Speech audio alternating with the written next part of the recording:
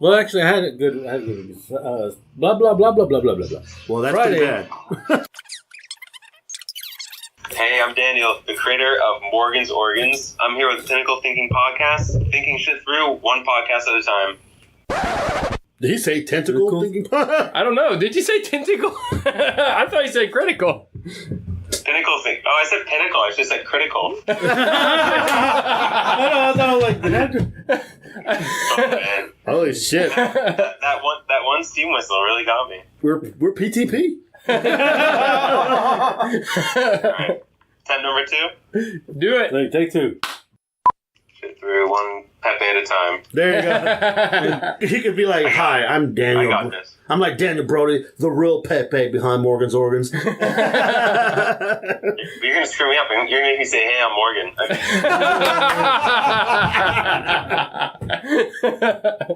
Would you change your name if you became famous? I mean, I do a lot more for a lot less. Oh, wow. Do we want to know? That means 2 things. Hey, I'm Daniel, the creator of Morgan's Organs. I'm here with Critical Thinking Podcast, thinking shit through one podcast at a time.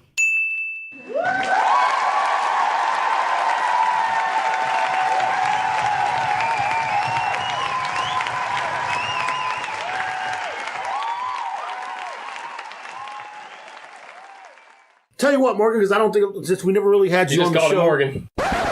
My bad. Excuse me, Daniel. How many times that goes. All right. Hold on, I'll give it a It's drink. begun.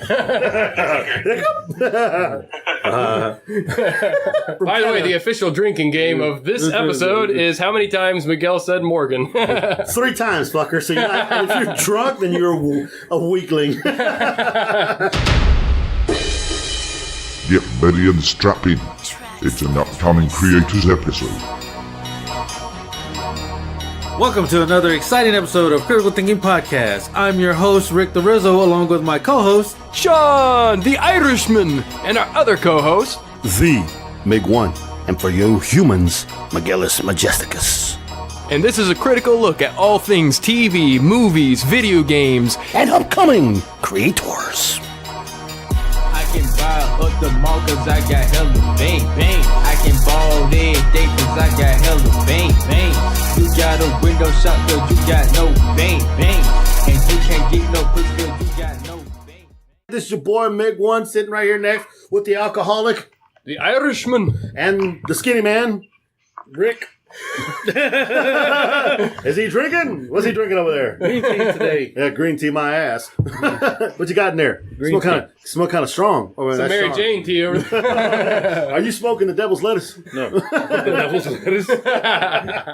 Well, you know how things go around here. Shit never works out the way it's supposed to. We never keep it straight, except for ourselves. Well, yeah, let's rephrase that. It's always straight. There's no Transylvanians in here. And that's the way we like it. So, guys, we got a special guest joining us today. I know you're used to hearing us talk about a bunch of crap. We may hit up a little quick roundtable with the man on the phone with us anyway, because it's been really rough for a lot of you, in case you don't know, and I just wanted to throw that out there real quick. Gentleman we have on today is Mr. Daniel Brodie. I keep on calling him Morgan. I don't know why, but, hey, it happens. Keep calling his comic name, huh? Exactly. But you know what? Hello. So, little round table. Would you like me to kick it off? Yeah, go ahead and kick it off. All right. Well, it was a rough week for me, man. Rough week. As you guys know, my mother is in the hospital right now. Oh, wow. This is for all our listeners because I appreciate all the well wishes and everything else you guys send out to me. My mother's having some serious issues right now. She's doing a little bit better, but we don't really know where we're going with it from here. Doctors are giving her medication. If she comes home, she'll have to see a kidney doctor, have to manage her heart issue, and then be on oxygen. That all being said, then my son in the Army had his own thing happen to him too up there, and Which one? the Army. Cameron. So it's a lot of BS up there, but it turns out it was all the United States Army's fault. Go figure. Well, hey. Go figure. Like I told him, this shit happens all the time. It's the hurry up and wait concept. Oh, yeah. You report last Monday, but he wasn't supposed to be there till today. Wow. Then he didn't show up for PT, but he wasn't supposed to be there because technically he wasn't reporting yet. So it didn't matter if he went or not because basically he was on his own time still. It's Yeah. kind of like he was on his own little vacation there. Dang. So then when he got yelled at by the so-called, person above him, that dude had to feel like a dumbass after he found out everything was wrong. But, you know... Which means he's probably going to be taking it out on camera, even though it's his fault. Because you'll know he'll never apologize. Yeah, of course not. It's like, okay, so how are you going to call my kid this, and this, and this is his first day there? You don't know this man. This man graduated from AIT with distinguished marks, and he got the highest award. What are you talking about? You know. Anyway, that's the one part. And, of course, my other young kid decided to go take the SAT and not be tough enough and get a good enough score. So you got to retake it again. He's not too far off, by another 130 points, and he's good. And he's good to do. So how was your weekend? My weekend sucked. Friday I went with my friend Gene and my other friend Emily. We were at a concert pub at a gallery area and went to go see a Beatles band, which, you know, I'm not really a Beatles fan, but I was just there for support. And watched that. We were there till we were the last ones there because Gene knows the owner of the pub, that pub. Okay. And so we're sitting there just thinking it was his birthday. They had free food and everything on there. Nice. So it was typical Hispanic people that were there. They took up late. You know what, Sean? I just want to mention this. You know, we never get invited. Not to anywhere where there's free food. Are you ashamed of us? No, I'm not. Are you ashamed of us, Frankie? No. No, not at all. I invited Sean one time. He couldn't make it. And then... You never invite me. Well, I didn't invite you because it was last minute. I Sure. didn't get there till like... That's the best. I didn't get there till like 10 o'clock. He knows what would happen if I went. Well, you don't like the Beatles anyways. That's right, I don't. But anyways, Piece that of crap, was man. my Friday night. And then Saturday when I went to Uber, that was crap. I made $10. Did you call it a night and come home? Yes, called a night and came home. It was crap. So hopefully I'll make it up this coming up weekend. I got you. You know, hopefully you'll go out there because every time I do better when you're out there. There you go. That sounds terrible. Never say that. So, Sean, did you get laid this weekend? Nope, not at all. Too much work. Too much work. Left hand wasn't up for it. But nah, it was an alright weekend for me. It wasn't horrible. I just had a lot of stuff to catch up on. There's so much that we recorded at Comic Palooza. Bunch of stuff that we've had going on overall. You know, the shows that we've had recorded. We're getting our stock back up after we had a whole week out and then going to Comic Palooza. So I've been working on all that stuff. I've been doing my personal writing. I got a little back injury. That kind of sucked because I actually did it was a home workout of all things. You know, it was like a freaking bodyweight workout. But somehow, I don't even know how, I pulled like something in my back. And I was like, what the hell? Ouch. Yeah, and it was like all week it was giving me trouble. So I was mostly trying to recoup from that. No means no. I'm just saying. She did it to me. Hashtag me too. Oh, God. Oh, no. You can't use that. Oh, my goodness. He went there. Oh, my God. So let's ask the man, what are you making? Mixed drinks there, Daniel? Because I hear a lot of clanging and banging. I was switching rooms, but I just popped open a steam whistle. Canadian beer. Oh, nice. You're freaking Canadian, eh? What? No Labatt's? No, that's just water. Oh! I'm going to have to cut him when I see him. Never had a steam whistle. To the border. So how was your weekend, Daniel? It's been good. It's a long weekend in Canada, so I actually had today off, and I would like to say enjoying the nice weather, but it has not been that nice in Toronto lately. Raining? Mostly just like cold and windy. I think it's fall still. Wow. Here we are bitching about it being 93 degrees outside. I'll take a few of those degrees. With 150% humidity. Yeah, let's have a degree exchange program between us and our Canadian neighbors up there. I take a shower, I dry off, I get out of my shower, go in my living room, I sweat, I take another shower, I dry off again, and go outside and take my third shower for the day. Well, you know, it's not only been it's not that it's been unseasonably hot, but it's been so hot and so humid at the same time. Like, usually we get into the 90s and it's drier, but not this year. It's been like the worst of both worlds, really. I gotcha. Well, before I start grilling the man about his life and his history here, not you, Sean, we know everything about you. Daniel, have you seen, we just want to ask a couple of stupid questions here. Have you seen Avengers Endgame? Of course, yes. All right, my man, what'd you think? I liked it quite a bit, except for the whole reliance on the time travel plot. I think that's always a cop-out. Gotcha. So you figure there could have been better writing. It's a bit of a plot device. Yeah, I hate all the franchises now. They have a movie or whatever that involves time travel. You know, X-Men did it. Now I've seen Star Trek, seeing Avengers now. Mhm. Like, it's just lazy to me. There's always a plot hole that comes out because of it. Could have been worse. Could have been another Game of Thrones episode. I'm just saying. Oh, And that was crap. see, that one does need time travel. Go back to season 6 and then cut it. Are you one of those people that signed that petition to have it redone again? I think I created that petition. No. Now the bigger question: have you seen John Wick? I haven't. Well, I've seen the first one, but You haven't seen the second one? no, Canada has strict laws. They don't like that sort of stuff up here. Oh, Really? man. No, I'm kidding. I can say anything about Canada, and you guys would probably eat it up. Yeah, you already got to say. Don't make me call McKaylen. We know a few Canadians. We'll have the agent earbuds in. Like, is this guy right? Exactly. These bunch of dumb Americans. Yanking our chain here. These dumb You Americans. need a fact checker when you talk to me. That's freaking I awesome. have not seen John Wick, unfortunately. I can't say I go to the movies too often, but for the big blockbusters, I definitely do. I got you. Well, there's a lot of killing. Not much of a plot. It's revenge. That's it. All you need to know. Everything else is a man movie, and it's all right. Which puppy did they mess with this time? They didn't hurt his puppy this time. No dogs started the making of this film. No. There was a couple of dogs getting slapped. No. There was a couple of dogs that, man, I didn't like where they were attacking. Woo, man, them dogs were off the chain. They love hot dogs. They should do for John Wick 4 just him against PETA. Just finding out all the shit that they get away with. Spoilers, they left it open for John Wick 4, just so you know. Wow. Just letting you know that. But yeah, John Wick 3 was great. My son and myself were like, damn, to the whole movie. Man, I'm going to see it tomorrow. It's like at the beginning to the end. When we walked out, we were still like, damn. But anyway, enough of the damn movies, enough of that craziness before I die in this damn house. Somebody turn the air on. I'll turn it on, but this is going to make some No, it's all right. Let's talk to the man of the hour. Let's talk to the dude from Canada who wants to be from England. Let's talk to Mr. Daniel Brodie and his lovely, lovely children's book. Very much children. Morgan's Organs, The Anatomically Incorrect Adventure.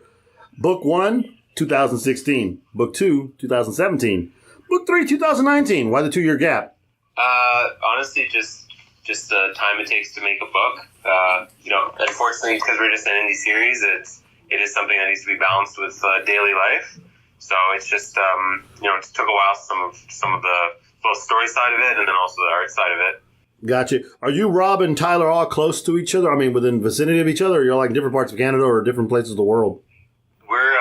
We've never met actually. So Rob lives in Nova Scotia, which is east side of Canada. I want to go to Nova Scotia. Oh yeah, it's beautiful. Recommend it. And I'm in south, where Toronto is, and then Tyler is in Oklahoma City. So everything we do is Skype, Messenger, but hopefully one day we can all meet in person. Gotcha. Tyler's from the OKC. Oh my goodness. Yeah. Cut him. No, where my father-in-law lives. He has some land on the lake. I can actually see Toronto. Wow. From where his house is at up in Upper New York, over there by Buffalo, outside of Lockport. I forgot what the freaking name of that little town is. But yeah, I see the what is it, Lake Superior? No, Lake Ontario. Yeah. And so I can see Toronto on the other side at night. It's like really freaking cool. Wow. Yeah. cool. I thought I was going to swim one time to it, but yeah, I'm not going to. Yeah, it's nice. I actually live right on the water in Toronto, right downtown. Nice. What? No Mexican jokes? I was going to swim in the water? What? Doesn't got any Mexican jokes? What the hell? You guys That's low-hanging fruit, Miguel. You guys- It's too It's easy. a frozen lake. I could just walk across. Ice road truckers, baby. No, that's cool. I've been wanting to go. Like I said, my wife's from up there, from Buffalo, New York, and I've been wanting to go to Canada since I first met her and we've been married. I've just not had a chance to go. Now that I know a few more people in Canada who've invited me. I mean, actually, the young Michaela Hayes from Guelph. Well, yeah. So I don't know if I said that right. Well, he said, Yeah, Guelph, yeah. So he corrected me. I'm like, Gulp from Guelph, Canada. Yeah, you just gotta like drink water, and then you're saying Guelph, like Gulp. Okay. Yes, I can go down there and get my Tim Hortons, get Timmy H's, I'm good to go. I usually go to a Bills game once a year, so I'm south of the border. Oh, At least wow. That's cool. My wife is, her father and her are big time Bills fans. They have been all their life. My father-in-law has had season tickets like forever. Oh, wow. They've even been to the Super Bowls when Buffalo went, which is crazy. But that's cool. Yeah, that's pretty sweet. Yeah, exactly. They're nuts. They are nuts. I get in and I get out. Wait a minute, that sounds like a bad porno. And taking us back to Morgan's Organs. He's just saying he hits it and quits it. Nice. But you know in Morgan's Organs, there is a dick. Yeah, oh yeah. Yeah, there is. Absolutely is, which is a good segue here. He may be the coolest character in the book. I don't know. All right, Daniel. So, since we've never had you on the show, please give everybody a quick brief or whatever you want to spill on Morgan's Organs. Tell us about the book, what it's all about, what your end game is, how it came to be. Sure, absolutely. So basically, to give you the quickest version of it, I call Morgan's Organs the Pixar's Inside Out, but the adult version. To give you the longer version, instead of the emotions running the body, you have these organ characters that run around doing whatever they want. And the kicker is, they're quite selfish. They don't really think too much about the guy they live inside, who is Morgan, which usually leads to some level of embarrassment or confusion or pain on his side. So, a lot of the book, it just centers around, some sort of problem that Morgan has gotten into, or his organs have got him into. And you see that conflict play out both inside and outside the body. Wow.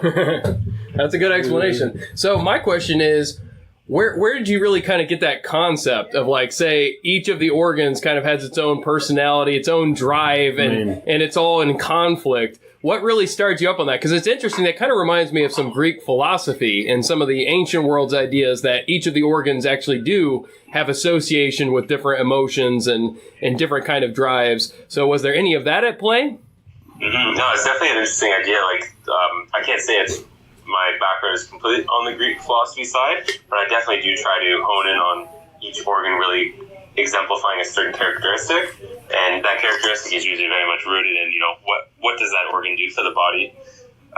Like, for example, Bran the Brain, one of the biggest characters in the book, he's the leader of the body, so he very much takes on a sort of godlike complex where, he thinks that he really is the be-all and end-all of whether, things are good or things are bad for the body. So usually he kind of overexerts his sort of worldviews on, how Morgan should live his life and, how the body should operate. And, you see that in the first book, this whole sex dry spell plays out. He thinks he's doing it because he's making Morgan a better person. Obviously, other people in the body don't like that idea, like Pepe. Pepe being Pepe the penis. But to go back to the question of where it formed, the honest truth is I thought of Morgan's Organs while I was walking through the streets of Amsterdam. So you can read into that as you like. I was going to make a joke when he got drunk and he woke up with Pepe in his hand. or smoking too much. Or the spleen jumped out of him and then, hey! Honestly, I was just walking the streets, just enjoying my thoughts, and just this idea was creeping into my mind of, it was, to give you a nice pun, it was a bit half-baked at the time. But I was going to say, did you walk by a coffee shop? Walked in and walked out. But I was just like, I don't know, I was having this idea, like, what if, like, my organs had individual voices? And it was more of, like, a horrific idea, like, I think my heart would be pissed at me, or I think my liver would be pissed at me for, like, the way that, I live my life. Or, like, would my brain start yelling at me for, like, why aren't you doing this and that and that? So, at the time, like, it was more of, like, a horror. But coming out of that day, I had this name in my mind, Morgan's Organs, and I had this just, like, general idea of voices within us, and I kind of just became obsessed with it and developed it from there to something a bit more, friendly and comedic. Yeah. How'd you come up with the names for each organ? Oh, man, it was so long ago. Like, part of me, I think it was just instinct. I was just like, who's the brain? It's not Brian. That sounds stupid. It's Brian. That's it. Pepe, it was just like, that's obvious. I wanted to have, like, some sort of funny name. Like, there's Pee-Pee. Like, no, it's got to be, like, He's gotta have like a little bit of like style, Pepe. Like that's really like it was just instinct. Like another example, the lungs, like Lou, like your lungs, like breathe in, breathe out. It's short, quick syllables. Like I didn't want some long name. It's like he's gotta be cool. It's like Lou. Like Andy the Appendix. Like Andy's kind of like a nerd name. I was like, yeah, he's a bit of a nerd. Like Andy. I like how you kept. Yeah, that was it. That's freaking awesome. What's interesting? I find it funny. Obviously, you were in Amsterdam, with the lettuce, and no, we don't judge here. Rick, put the lettuce down. But no, I've happened to meet a bunch of comic creators and whatnot who do crazy things too. But it's like that's the fun ones, the outrageous comics like that. Like your comic, I swear to God, would be a freaking hellacious cartoon if Comedy Central would pick the damn thing up. That's the goal. And put it out there. That would be, I could see that shit and I just bust out laughing. Adult Swim? Yeah, Adult Swim. You see the stupid French fries and all that shit. I could see Pepe the walking by. Yeah. Well, and I mean, and this isn't like blowing you up and saying, more than you deserve. I mean, honestly, I could see it too. It really does mark me as something that just has the right flair to it to actually get put out there like that. Well, I guess what I'm trying to also say on that, the fact is that the way you write it, the way Rob draws it, and even the way it's colored, it makes it feel like when you're reading the comic, or you read, like when I read the little thing or whatever, it's like, it feels like they're jumping right out. Like, like a 3-dimensional, like they're sitting right here with you. Like it's already got. You can actually see. Yeah. I can actually see Brand the Brain like slapping my ass. Like, what the frick are you doing, moron? And that's the cool part. When something like that engages someone like that, it just makes it be great. Ryan Brown does. I don't know if you know Gods Hates Astronauts.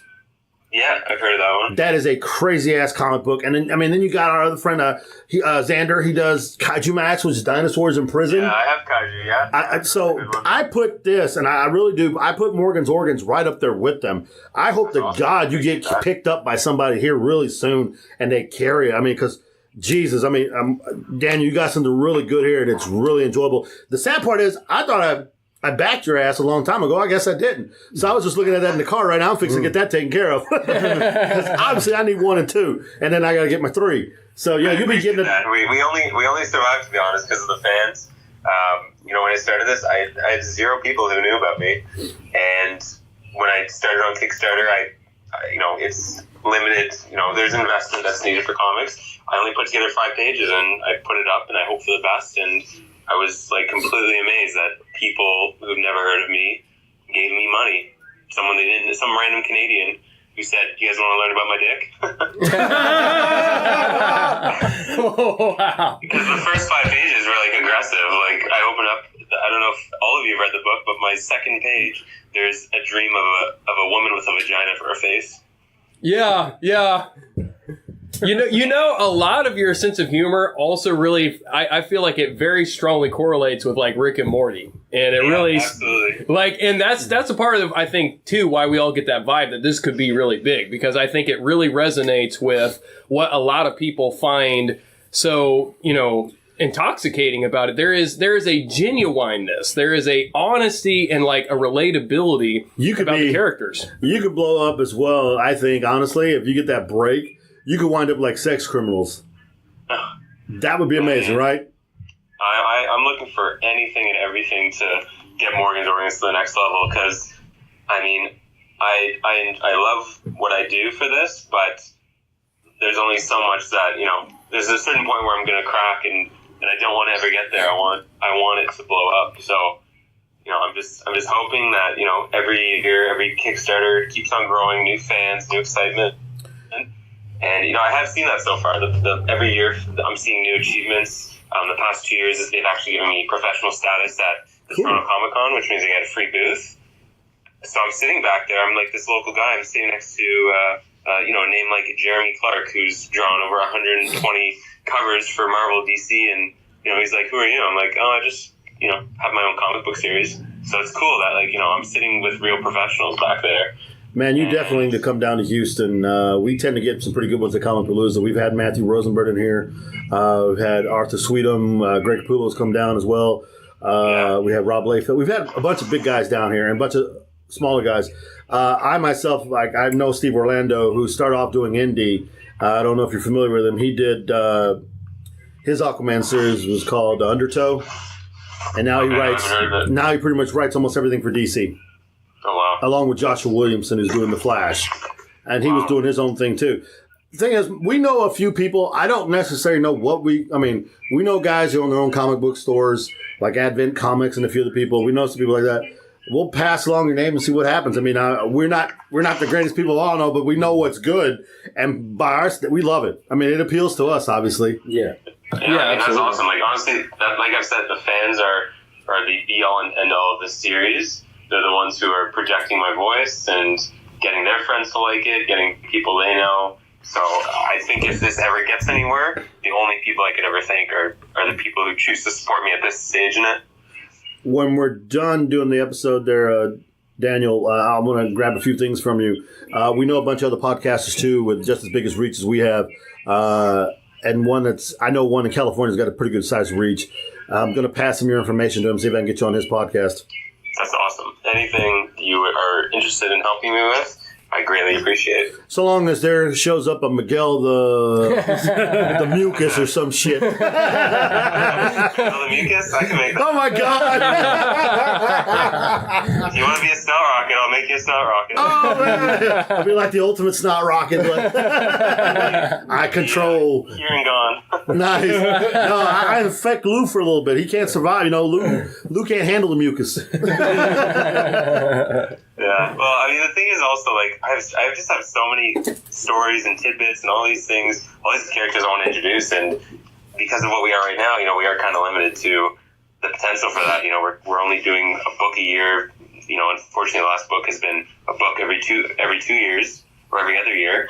So, anything we can do to keep on spreading Morgan's organs, bringing on new, folks for writing or creative, I just want to grow this series. Have you pitched this to like Boom or Dark Horse, anybody like that? I've sent a submission package to Image and never heard back. A couple small guys, Action Lab, they said it wasn't in their wheelhouse. So, I'm not seeing anything on the publisher side, unfortunately. But, it's working out still okay as an indie series. So, until something happens, then I'll just keep on making more stories. See, I'm thinking, I don't know, man. Is it Boom? Or is it Dynamite? I can't remember one of those. They have some crazy out there kind of comics, too. Yeah. Well, Oni has Rick and Morty, so I thought that was the perfect location. Oni Press? Problem is, a lot of these guys, they don't really take submissions. Like, it really is a closed...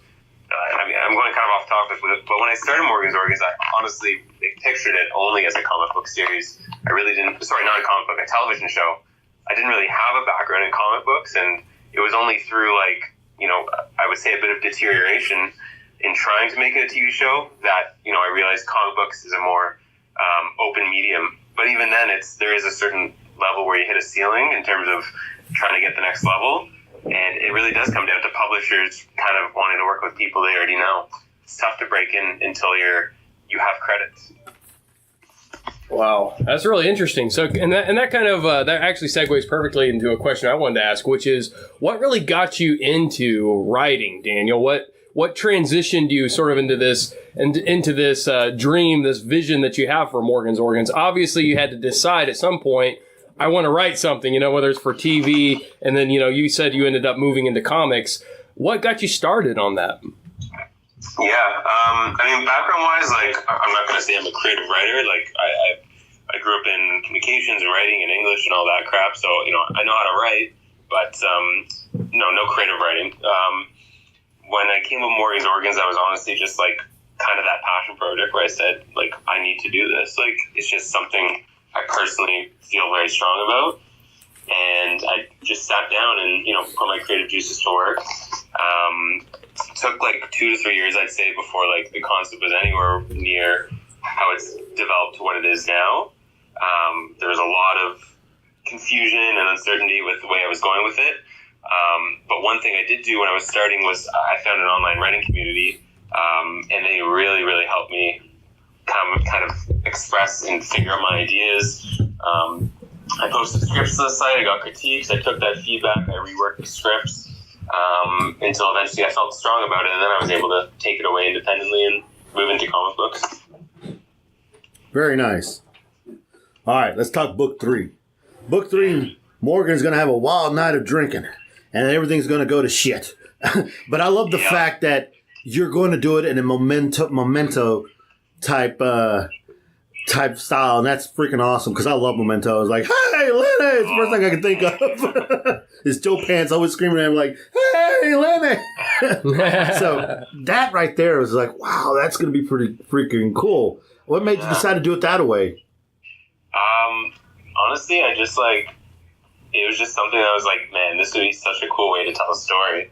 And like, especially in a comic book format. I've never seen, a comic book tell it that way, like jumping back and forth and it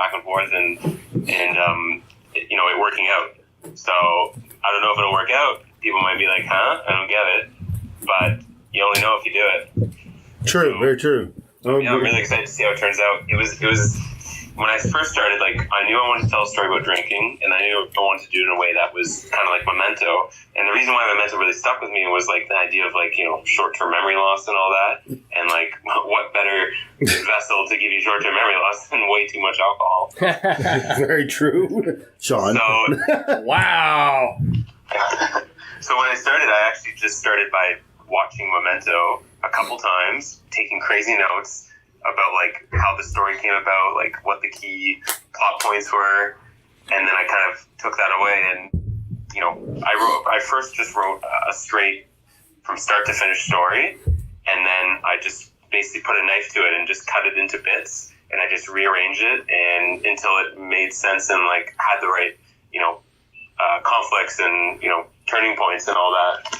So yeah, the main point was trying to figure out a way of keeping the mystery and the drama while doing that difficult structure. That's fascinating. And, I really love the, because just that's one of the things that's just awesome about your entire concept of Morgan's Organs is the entire structure just allows for an entirely different, like we can take all these situations that might seem like, these are just normal situations that everybody knows and everybody deals with. And then you're taking it and you're spinning it from the perspective of the organs. So you get all of this, just crazy different drama and things that are going on by kind of, attributing the personality and the humanity to these organs themselves, how they're dealing with the experience. So I think that really it actually takes and makes very fascinating stories out of things that might just seem like everyday, what's the big deal to everybody. Mm-hmm. And I love that because it kind of adds a sense of wonder to life. I feel your books are the kind that when you read it once, but you need to go back and read it again in case you missed something. That's absolutely. That's how it captures you so much.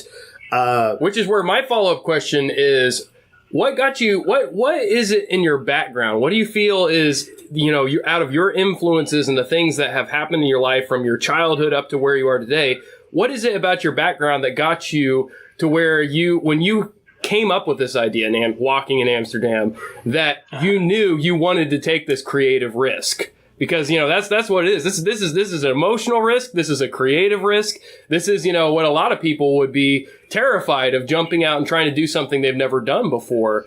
What is it? What do you think is kind of the framework and the structure, the undergirding influences that got you going in this direction? Oh man, that's a good question. The devil's lettuce.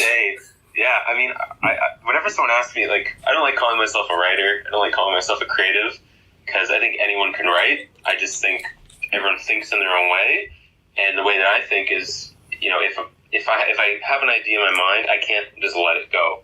And I would say I'm of any term, I'm more of like a puzzle solver. And to me, like when Morgan's Organs came into my mind, it was a puzzle. And I wasn't willing to just put it down. I had to figure out how to put the pieces together. And I didn't think anyone else could do it. I just thought, I am the person that can put this puzzle together. And by the time, I wrote my first book and people liked it, I said, hey, maybe I'm actually pretty good at putting puzzles together. I'm going to take a new situation. What if Morgan swallows a gambling die? I'm going to put that puzzle together. So to me, it's like I'm just thinking of weird situations and then figuring out how to tell it in an interesting way. I think at some point you're going to have to give yourself a little bit more credit than what you do.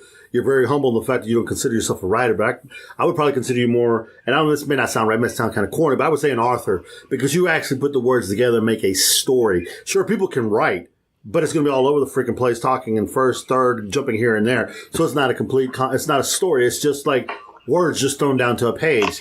So, I mean, hell, I could write something down like that, but it's not going to be successful.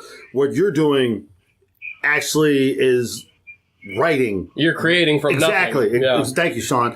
And I think you need to give yourself a lot more credit. Sure, your book hasn't been picked up like by some major publisher yet, but you know what? I honestly believe it will. I think you keep plugging and doing what you're doing. I think you got a nice hit on your hands, and I'm hoping to God that you do get that break, Daniel, because, I mean, it's really good. It really is really good, and you're a decent person and everything else, and so we're really pulling for you on that. Rick, any questions? I appreciate that. I don't have anything right now. Thank you. Mm-hmm. Yeah, I mean, to me, like, I can never write a novel. Like, I don't think I'm masterful with words. Storyteller, sure, that's a great compliment. Maybe I am a good storyteller.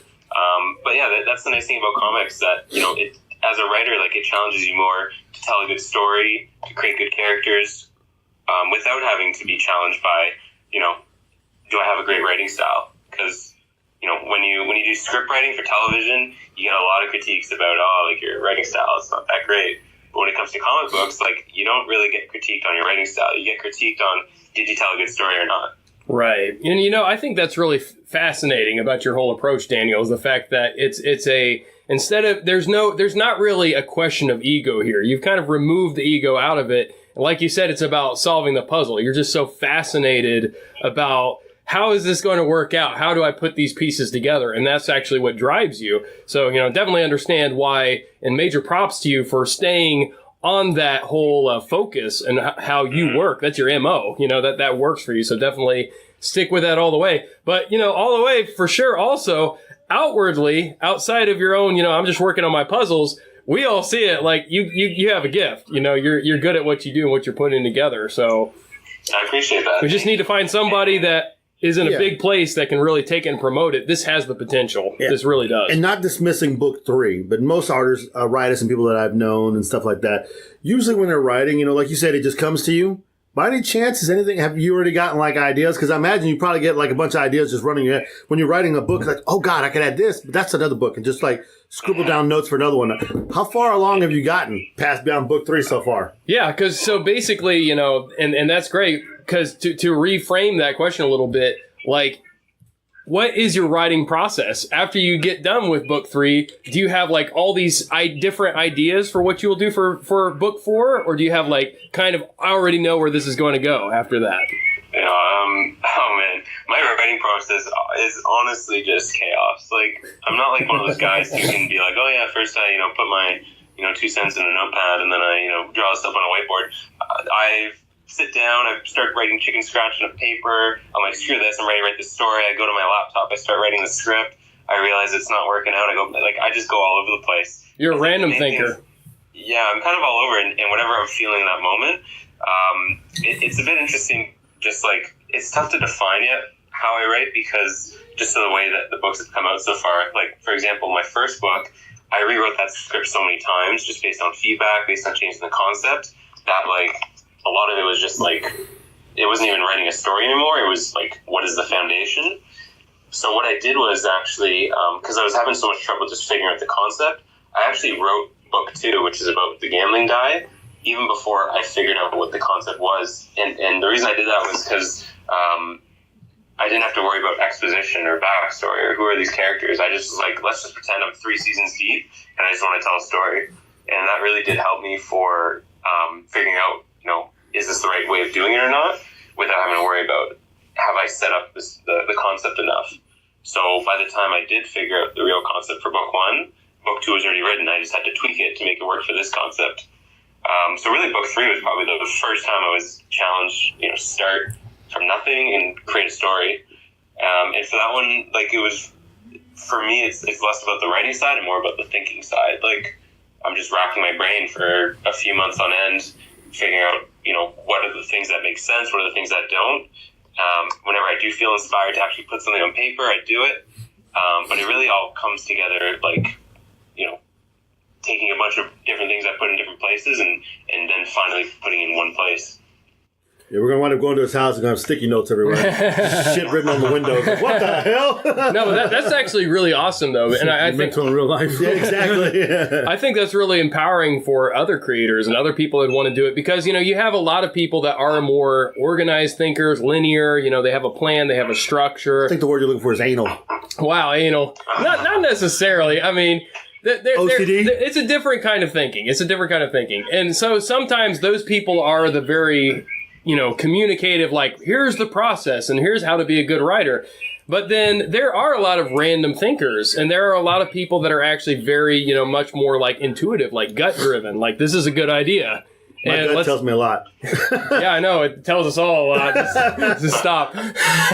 But yeah. So I feel like that's a really empowering story, though, how you do that. And it's great for people to know, like, you're not disqualified because you don't have all of this organized thinking of, I write down these ideas and I have this tree. That works for some people, but that's not going to work for everybody. So the fact that you can start with this and just kind of trust your gut and trust your random thinking style to end up producing out this entire thing, starting in the middle of a story, I love it because as a writer, I've learned that myself too, that what I do better is when I just start in the middle of a story. If I'm going to do a story... There's that pitch. Wow, I'm not pitching nothing, guys. As a writer. As a professional writer. Well, I'm a philosopher. Hey, you don't get the pitch until you start. I just busted your balls. But how about the fact that books 1, 2, and 3 can kind of all stand alone on their own? They really can. No, they don't run like book 1 goes into 2 and 2 into 3 like an ordinary comic book. They don't. They're like their own little stories. Yeah, which is what I like. Yeah. It's like it's like buying a book of short stories. That was very intentional for me. Like comic books to me are like, stay tuned to the next issue when we cover, the next part of the storyline. Like I very much want to kind of change the way that comics happen, and a term that came up, I forget from where, is sitcomic. Taking that idea of slice of life, doesn't matter, like the continuity side of it. Things like Friends. I mean, I guess Friends has some continuity, but Rick and Morty is a great example. Like, yes, every single story can stand on its own.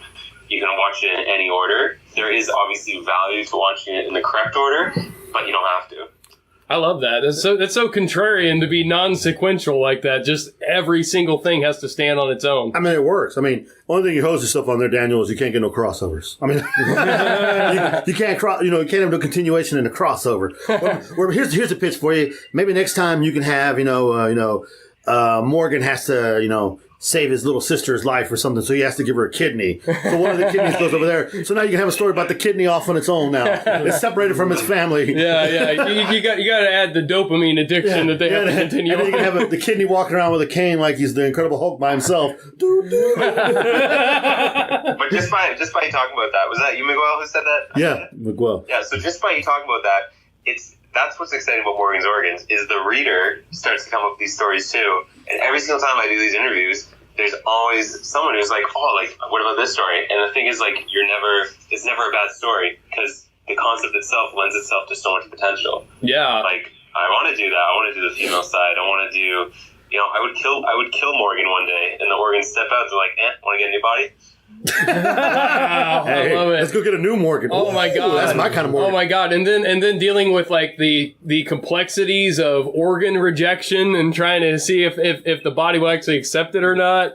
Yeah, exactly. Man, like they step into the president. They're like, hey, this would be fun. They're walking there like, it kind of smells. Let's ditch him, and they kill him off immediately because people can't handle it. I love it. The format is just it's brilliant. It opens up so many possibilities. Yeah, Pepe can't go from one Morgan to another Morgan because as spoiler alert, like I had an idea, like what if Morgan pushes too hard and Angus shoots out his butthole and now we have a whole spin-off of we lost Angus for like 3 seasons. Like, what did he do during that time? You can do 12 seasons of Angus going off on his own and learning about the world from a butt's perspective. Oh my god, I would read that. Wow. Oh god, that would be something I'd love to have as a movie. Marvel, we're not rewriting the same Spider-Man. We're spinning off in a way that the world still makes sense. That's right. Wow. He could cheat off of Marvel and call him the spectacular butthole. The symbiote butthole or something. So after you read it, Miguel, you're going to be full sorry for your butt? Episode when Rick and Morty, when they're in, I forget what it's called, like the general world, when there's so many Ricks and so many Mortys, like what if all the organs end up in this place where there's 5,000 brains and they all look the same. Like, there's just so much world outside of just Morgan that can be built eventually. I don't know, Rick. Oh, jeez. Oh, jeez. You got to purge, Morty. You got to purge. That would be a good stomach issue with the purge. And everything just comes right back up.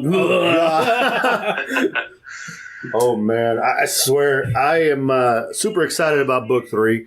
Like I said, I'm definitely going to be pledging here pretty soon as I get I appreciate that. my money in order. Make sure I got, so people know you can purge. You can pledge now. You can purge Daniel if you want. Canadians may not like that a lot, but And honestly, like, the Kickstarters really are the only reason that we're able to stand. Like, I set the goal pretty low because it really does just cover what I need to finish the book. But the stretch goals really are important for me because that's what enables me to print more books, to go to conventions, to grow the audience. Because it's not, I don't take a penny out of this. I spend money. Like, this is all I do Ubers on weekend just to like save up for this. Like, this is all about just trying to make Morgan's Organs go big. Understand. Here's the thing for you. If you do have extra issues, we attend multiple cons down here in Texas. If there's any way you can get us any kind of issues, anything that we could actually hand out to some people or whatever, we'd be glad to do that for you. Or any kind of promotional materials. Yeah, any kind of promotional material. We'll give you, we'll tweet you out Rick's address here because he's got the best address of getting stuff delivered. Yeah. And, I mean, I'd love to even get down to cons in the U.S.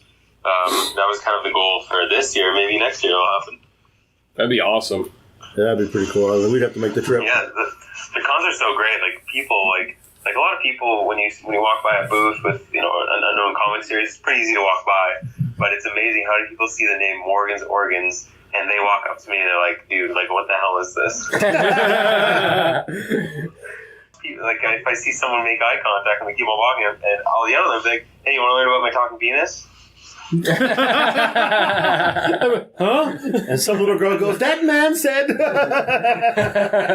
I mean, there's a level of, I'd say, a bit of arrogance sometimes when I'm at the show, because I do feel confident in the series, and I know that if I start talking about it, people will laugh.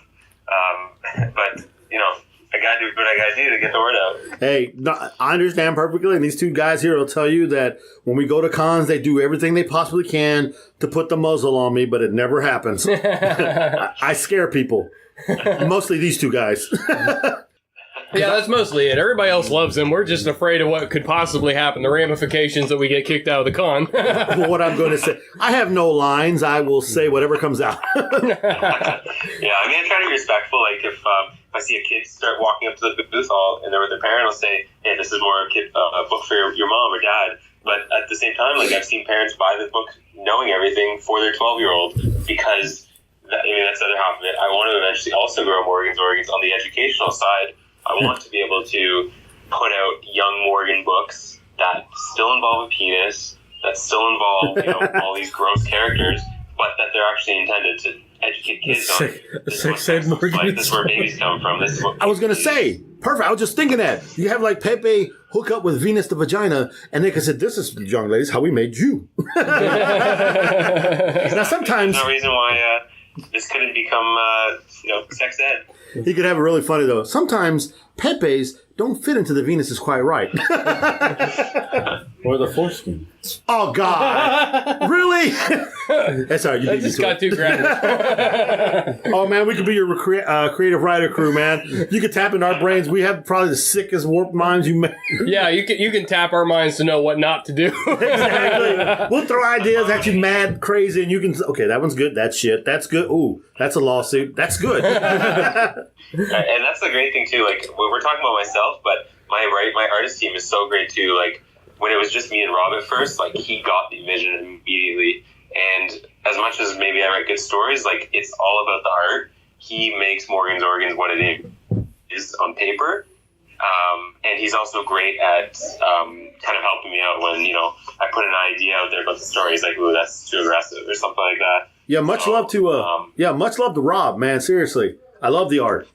Yeah. Yeah, it's fantastic. And half the details that are in there, like, that's his creative juice flowing. Like, he just started drawing red blood cells out of nowhere in the second book, which motivates me, to start thinking of new characters to talk about. It's really great what he puts together. Watch out, guys. Tyler, like we brought Tyler over for the second book. Like he didn't get to start his own style. Like we said, hey, this is how Rob did the first book. Can you do it the same way? And he took that and he's grown on it, and he's kept that great color and the vividness, but still being within the first book. Because there's nothing more jarring than an ongoing series with a new look and feel to an established reader. That's very true. Hey, let me ask you a question real quick, Morgan. When we go out and I do some tweeting for you and stuff like that for my... You just called him Morgan again. My Take bad. another drink. Number 2. Give me a drink. Fuck you, Sean. We got a drinking game every time Miguel says Morgan. All right, look here. This is Miguel the Mucus. Book 4. You're really solidifying the mucus role. He's trying. He's trying his Russian psychology on you right now, trying to brainwash you into this idea. What do you want, Mike the Mangina? Wow. We are going Transylvanian. I couldn't think of anything with another M. I mean, shit, help me out here. Right? Mike the Mustache. Don't make me write you in as measles. Oh, he's a disease. I'll be happy to be diseased. I'm contagious. I'm like the clap. Now you threw me off, man. You lost your question, didn't you? Yes, I did. I had a good question too. Oh my God, brain fart. Let me call him Morgan again so I can get that drink. Wow. So anyway, I do have a question. Oh, I know what I was going to say. Okay, go Pardon me, ahead. sorry. Go ahead. When we go to tweet stuff out, I mean, obviously tweeting the Kickstarter link, and I'm my bad on tweeting out the book stuff. I totally missed that one. But going out and tweet the Kickstarter, is it okay if I or you can send me anything, like a page or a clip or something out of the book that I can tweet along? Yeah, I'll send you a press kit after. You can honestly, or even on my website, I have 15 preview pages of book 1, book 2. Okay. And I thought, so anything that's on the website you can post. Okay, cool. The perfect thing is that I can give Sean a picture. Yeah, you can see one of those pictures, Sean, and you can do your little mojo and put my head in there. Oh, yeah, there you Here go. comes the mucus. It's the measles. Dude, why can't I be the mumps? Oh, the moms. Well, you can do that. The mumps would scare the shit out of Pepe. The mumps. Because the mumps messes your shit up. So Pepe don't want the mumps. Wow, yeah. Now he's giving me some art to do. That's a crossover there, boy. You don't want to be the menstruation? No. Oh! That's on the new Morgan, when the organs go from one Morgan to the next one. Because then Pepe can't go. Well, I don't know if you noticed in our first book, but at the very end we do introduce the female side, and we throw in the little tidbit that her middle name is Morgan. So hopefully we'll be doing female Morgan's organs soon enough. Totally forgot about that. It's been so long. It's not meant to be a male story. It's meant to be universal. Yeah. Well, I don't think I'm the person to write that side of it, but I want it to happen. I know a female who probably, oh my God, she has a warped sense of humor too. I'm thinking she'd probably be perfect for it. But you probably have people on your mind. She's not Canadian. No. The only thing I got on my mind is just continuing the series until we hit the point that we need to. That is cool. Let's talk. We're gonna take it to the other end of the spectrum here. Let's say you do Kickstarter 3. I mean, first of all, you have to be excited the fact that it got funded so quickly. And now, absolutely. And now you're doing the stretch goals and stuff. So that makes you feel really good. You pitch it, nothing happens. You continue on with book 4. Yeah, absolutely. I mean, like I said, the goal is a bare minimum. If we stop there, it would be tough to, justify, the expense of growing the audience. Puts me in a harder position for, working on the next book. But I think we're in a good spot for the Kickstarter that we'll be able to, invest in more books. I already have book 4 on my mind. I know what's going to happen. So I'm probably going to start plugging away at that script very shortly. Why not dropping in like a Kickstarter, and this is just me throwing this out here, maybe not Kickstarter, a little quick independent small book that you could do for like free comic book day. Yeah, that's a great idea. Because we know a lot of comic book stores. I mean, our other main sponsor was a comic book store here in Rosenberg, and his business has shot up a lot since he was our sponsor, and he gets a lot of people in there now. And Free Comic Book Day is one of the biggest days. He has a lot of people coming into the store. And keep in mind, he's outside of Houston, so he's not even in Houston. And you got like the big stores in Houston. So I'm just thinking, man, if you ever had like a free comic book stuff out there, that'd probably really bring more attention to you. Like basically a promotional comic. Yeah.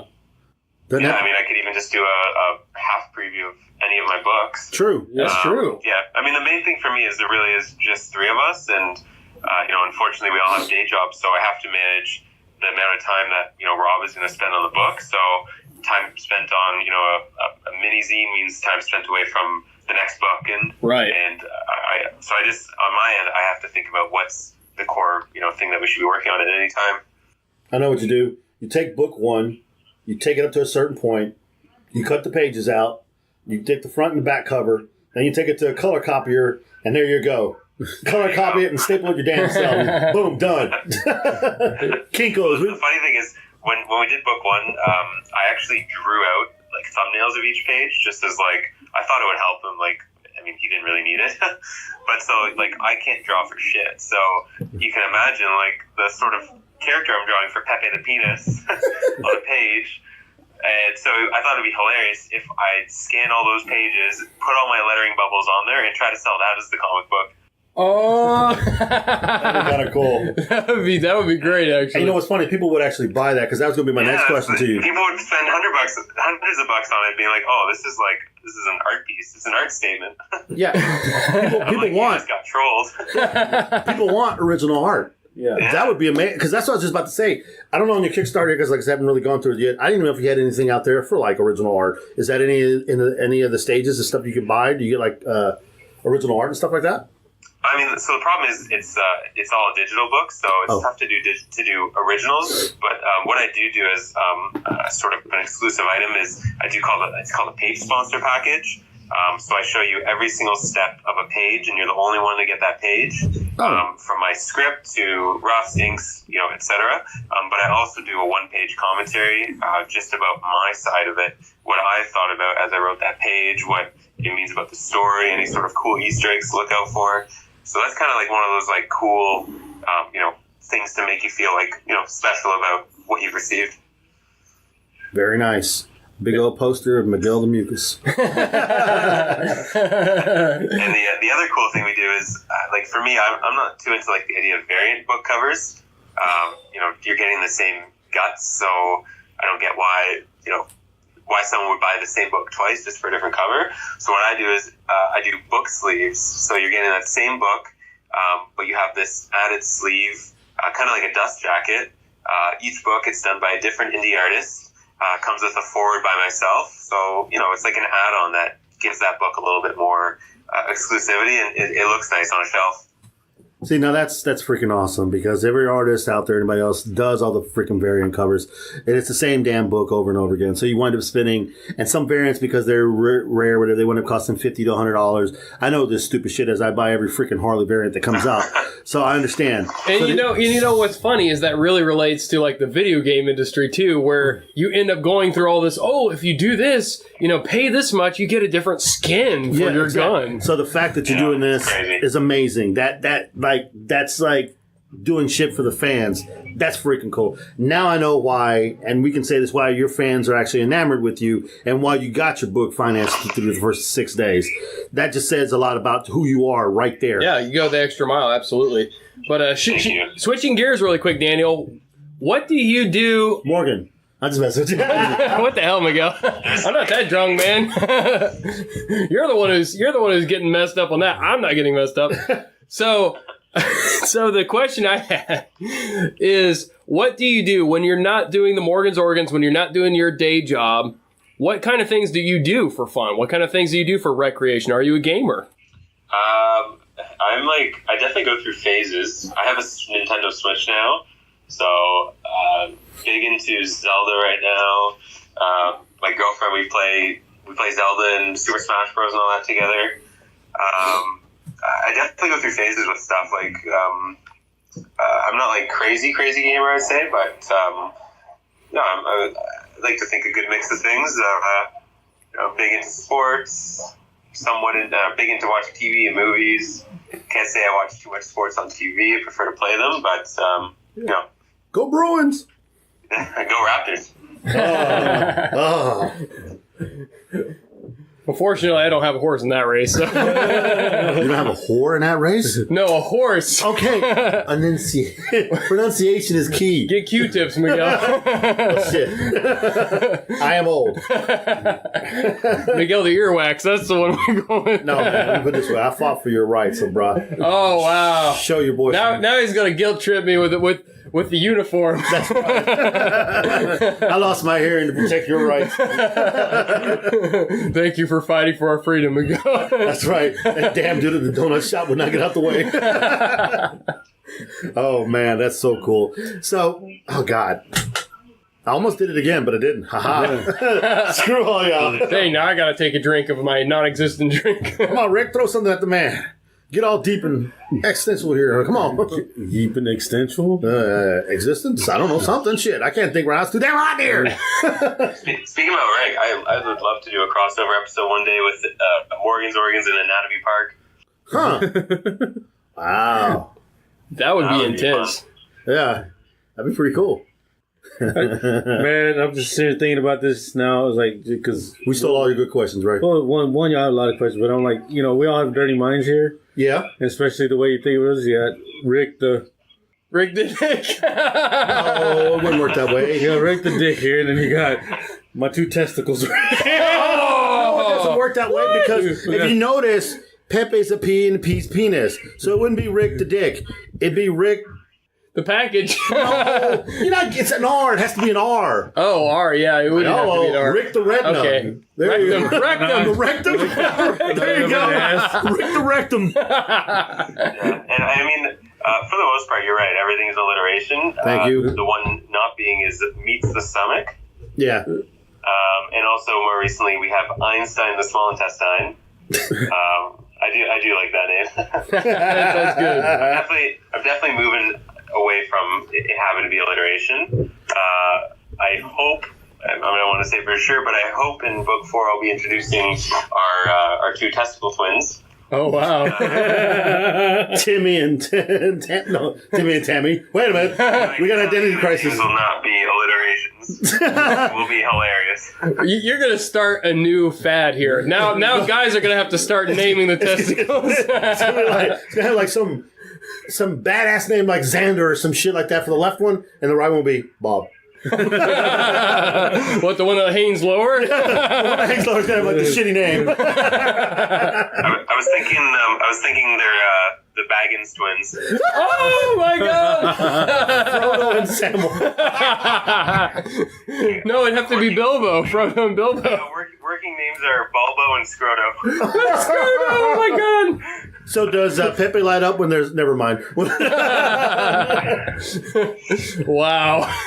Dude, you can seriously. That's what I'm talking about there, Daniel. And you said it earlier. You can go anywhere with this book, and anyone you talk to, their mind can take it wherever they want it to. Even if they wanted to think of their own, they could go have their own little dream of their own little. Go do fan fiction. Help me spread the word. There you go. Awesome. That's your next book there, Sean. A crossover. No, I got too much respect for the original work. From one testicle to another. They cross over. Oh my god, that's a bad crossover right there. I want to be on the left side.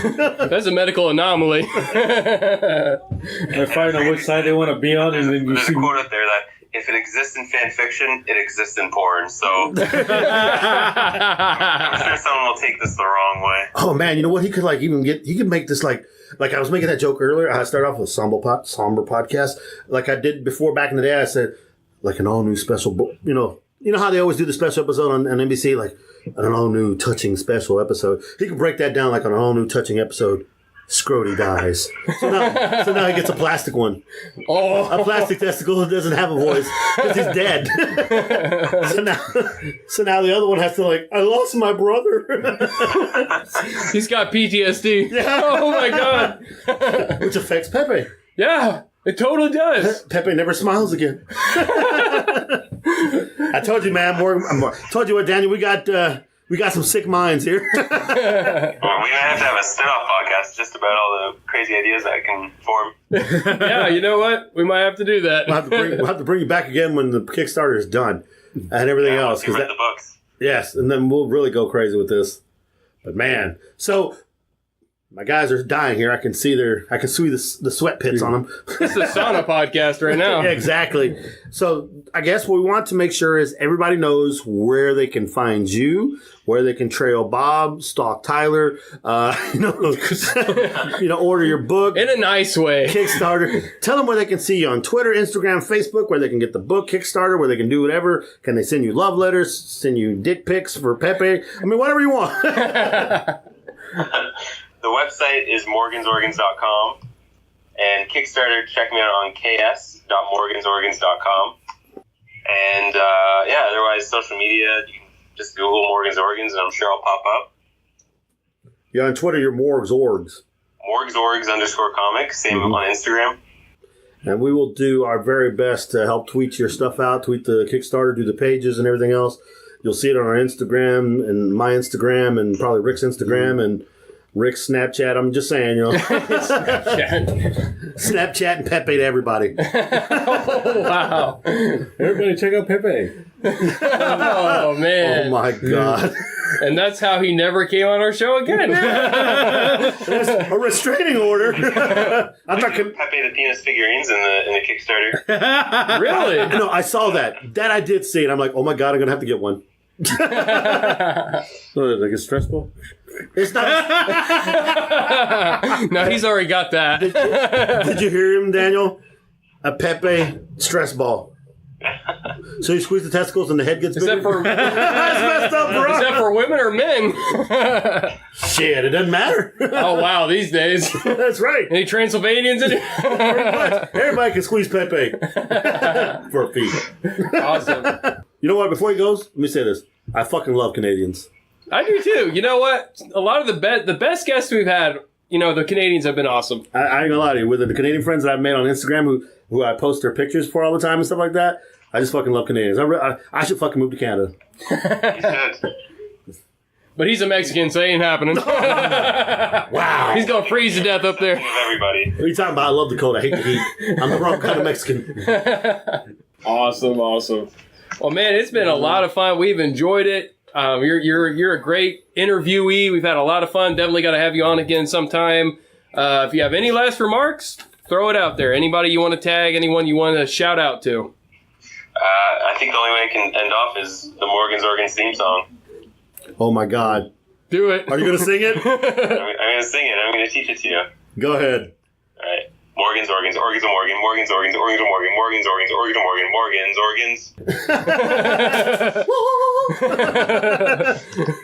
That's freaking awesome. I don't know how you did that. My tongue got tied. I know. My tongue's tied just listening to it. Yeah, good luck trying.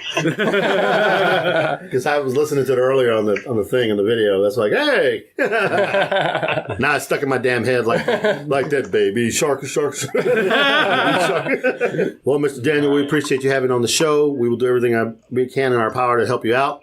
We'll be tweeting about you, doing everything else, and we're glad to have you on the show. Yeah, awesome. Thank you for having me.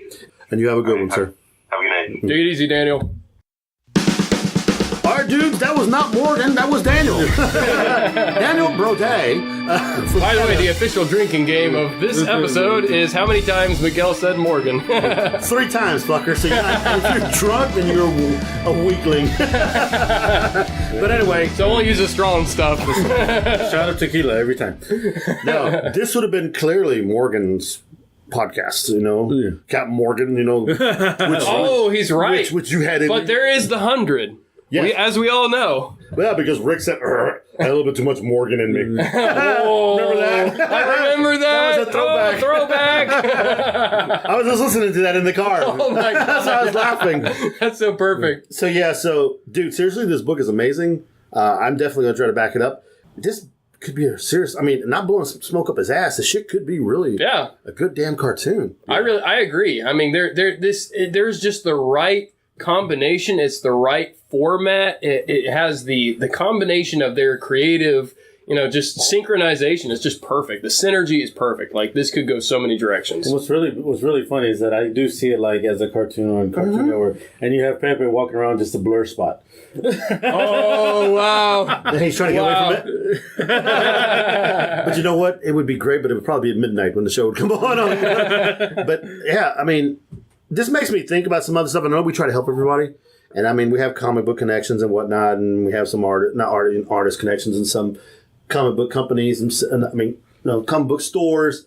But we don't really have publishers or illustrators or anything like that that we know. Yeah. So my goal for us now is I'm going to try to reach out and get some of those people. So maybe that down the road, hey, we know the guy from Oni. Hey, check this out. Or the guy from Boom, or the guy from Dark Horse. Or maybe the girl. Who knows? Pull them and interview them, and exactly. Tell them we can bring y'all some talent. Pretty much. Yeah, I think that'd be pretty nice. I mean, shit. I mean, who knows? You never know. You know, you're right. And because there are those rogue upstart publishers that are like, you know what, there needs to be this kind of comics, and it's not being supported by anybody else. So, you know, I think that's a great strategy. We can target those guys. The only problem would be is you'd have to cut your Transylvanian talk out. Oh, wow. Rick would have to become more Jesus. Welcome to the podcast. Rick would have to become more Jesus, and I could never be on the show again. I'd have to be the editor. Oh, wow. The producer. I'll be the 60 Minutes guy. He'll hold this stick. You know? He'll hold his stick. The boom mic. I'm the key grip because I got the grip. Kung Fu grip. I'm Bernard King. Is this a throwback to the one with Patrick and Master Key? I'd be like, I'm Miguel Garza. I unlock all the doors. I'm Rick Conker. And I'm Sean. Sean. No. Because it was Bernard King, Ted Conrad, and who's the other guy? Oh, that's right. I'm Miguel King. This is Rick Conrad. And this is Sean Wallace. And this is 60 Minutes. That'd be amazing. We seriously do that. We need to do that. We're going to get sued. Cease and desist. Yes. But hey, we'll finally get it. But they're not on anymore, are they? No. No, so we could be 59 minutes. There we go. We're much faster. There we go. Yeah. We're done. We get that extra minute back. That's a cigarette smoke break. Need a little more nicotine. Exactly. I tell you what, dudes, I've been happy with the guests we've had on, and I really do mean this. Canadian people are amazing. They're extremely nice. We've had some great guys on. It's been a lot of fun. Yeah. So we'll meet again when? The next eve or the next Monday? Monday? We only do it on Monday so far, even though we can do it any other day, but Monday seems to be the day. And I may have us another interview. I apologize. Well, that has to be for the following Monday. Remember, you're supposed to do I don't know one. if I can do that because of the situation that occurred with him. And actually, I might have to switch it now because I didn't realize it's Memorial Day weekend. Yes, it is. So we'll have to switch it. I'll have to get out there and reach out and touch him and see what happens. Well, don't do that. We'll get more than a cease and desist or we'll get a messenger, lawsuit. you sick bastard. We gotta break Miguel out, man. Get him out of the prison. Henry the Hand. He didn't know. It wasn't his fault. Anyways. Rick the Rectum. Sean the Scrotum. And I'm Miguel the Measles. Miguel the Measles, Miguel the Mucus. I like the mumps. No. Miguel the Mumps. There's another body part with an M. I can't think of it right now. No, we got Miguel. If you're gonna be the mucus, Miguel the Mocos. No, Miguel the Membrane. The medulla oblongata. Medulla oblongata. There we go. We can do that. I'm the Miguel medulla oblongata, along with the brain, though. Oh, fuck. Fucking it up for everybody. Well, he's a part of the brain. I mean, he's not the whole brain. I'm like sectioning off. I'm like getting up and walking away. Oh, wow. That's getting really deep there. Yeah, I mean, I'll think about it. Miguel the Mando. No, that's not going to work. He's just going away from being the mucus. I don't care. Anyway. You know Dale's going to make you the mucus. That's right. It's going to happen now. So anyway, I'm Miguel the Mucus. I'm Rick. The Rectum. I don't even remember what the fuck I am. I guess I'm the Scrotum. Sean the Scrotum. The Scrotaceous Scrotum. Wow. Is that a throwback to Kyle now? A lot of throwbacks here. You be Sean the Scar Tissue. Okay. There we go. I can deal with that. The Succubus? That's not an organ. No, I got it. Perfect. Let's try this one more time. I will give you your character names. And me speaking now, Miguel the Mucus, Rick the Rectum, and Sean the Spleen. We out. So there. I gave you a little bit more. Well, you know what, guys? That's a hell of a show. If you really like Critical Thinking Podcast, then you need to make sure you follow everybody that's involved with this. So I'm going to give you a quick heads up on who our lovable sponsors are. We are brought to you by Tokyo Munchies, located in Tokyo, Japan. We also have Japan Ramen Box, which also is in the United States. No, I'm just joking. It's in Japan. And then, of course, our big-time sponsor Tank's Paintball. Tank's Paintball, where you can go down there and shoot Sean in the ass any freaking time you want to, and he can't do nothing but cry like a little bitch. Tank's Paintball, where you can shoot everyone in the ass, and it's perfectly legal out on Southwest Freeway, Richmond, Texas. And now, our new big time sponsor. Put your hands together for the black man out of Atlanta, Georgia. The True Showtime. The True Showtime. That's right. He is now sponsoring us. Can you believe that shit? Anyway, that's our sponsors. And if you really love listening to us, you can catch us everywhere. You can catch us on our radio stations, Beyond the Dawn Radio. You can catch us on WBLZ Media /Iconic Radio. You can catch us on Podbean, iTunes, Stitcher, and Anchor. We're everywhere, peeps. Thank you for joining us, thinking shit through one podcast at a time.